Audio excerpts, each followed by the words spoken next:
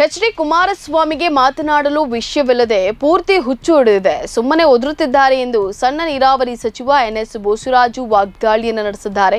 ಮಾಧ್ಯಮದವರೊಂದಿಗೆ ಮಾತನಾಡಿದ ಅವರು, ಮೂಡಾ ವಿಚಾರದಲ್ಲಿ ಮನನೊಂದು ಆತ್ಮಸಾಕ್ಷಿಯಾಗಿ ನಡೆದುಕೊಳ್ಳುತ್ತೇನೆ ಎಂದು ಪಾರ್ವತಿ ಸಿದ್ದರಾಮಯ್ಯ 14 ಸೈಟ್ಗಳನ್ನು ಮರಳಿಸಿದ್ದಾರೆ.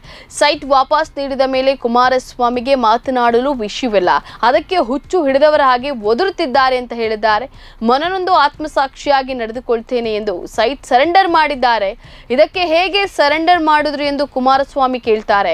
ಅಶೋಕನನ್ನ ಕೇಳಿದ್ರೆ ನಾನು ಆವಾಗಲೇ ಜಾಗವನ್ನ ಮರಳಿಸಿದ್ದೇನೆ ಎನ್ನುತ್ತಾರೆ.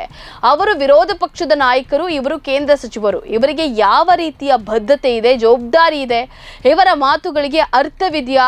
ಹುಚ್ಚರು ಮಾಡಿದ ಹಾಗೆ ಮಾಡಿ ಏನೇನೋ ಒದರುತ್ತಿದ್ದಾರೆ ಅಂತ ಹೇಳಿ ಆಕ್ರೋಶವನ್ನು ಹೊರಹಾಕಿದ್ದಾರೆ.